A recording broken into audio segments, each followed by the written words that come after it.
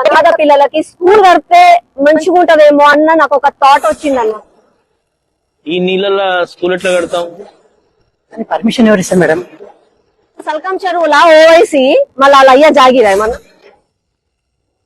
సరూర్ నగర్ చెరువు ఎట్లాగో పత్రాలకు గురైపోతూనే ఉంది. ఇళ్ళనే భాగంగా ఒక మూలకి ఏదైనా మంచి జాగా చూసి ఒక పేద పిల్లలకు అనాథ పిల్లలకి స్కూల్ కడితే మంచిగా ఉంటదేమో అన్న నాకు ఒక థాట్ వచ్చిందన్న. మళ్ళీ మీరేమంటారు?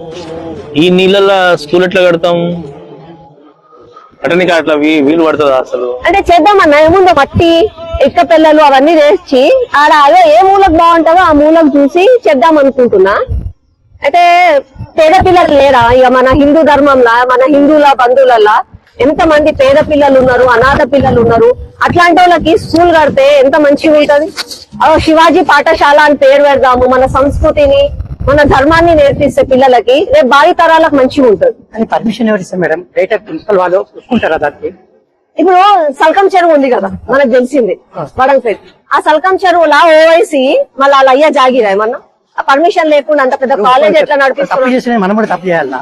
మనం తప్పు చేస్తలేము. పేద పిల్లలకు అనాథ పిల్లలకు మన హిందూ బంధువులు. కానీ ఈ చెరువులో పర్మిషన్ ఎవరు ఇస్తారు? పర్మిషన్ లేదు, ఏం లేదు. ఆయన పర్మిషన్ తీసుకొని కట్టిండా?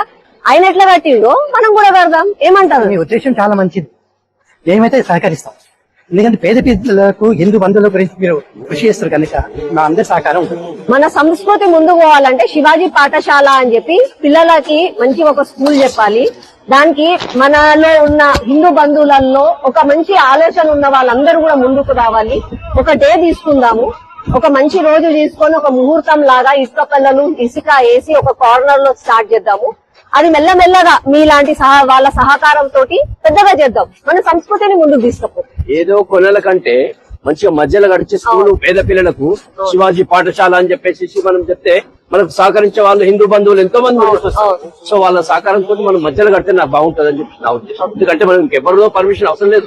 అక్కడ ఆయన పర్మిషన్ తీసుకొని మనకు ఆయనకు ఒకటి మనకు ఒకటి న్యాయం కాదు. జిహెచ్ఎంసీ మొత్తం ఒకటి కాబట్టి మధ్యలో కడితే చూడడానికి కూడా అలాగే ఒక మంచి రోజు చూసుకుందాము, ముహూర్తం చూసుకొని మనమే ప్రజల కోసమే కదా ఆలోచిస్తున్నది. కడితే మంచిగానే ఉంటది. ఇక్క పిల్లలు ఇసుక అవన్నీ తీసుకుందాము. ఒక మంచి డే తీసుకొని ఒక మంచి రోజు స్టార్ట్ చేద్దాము.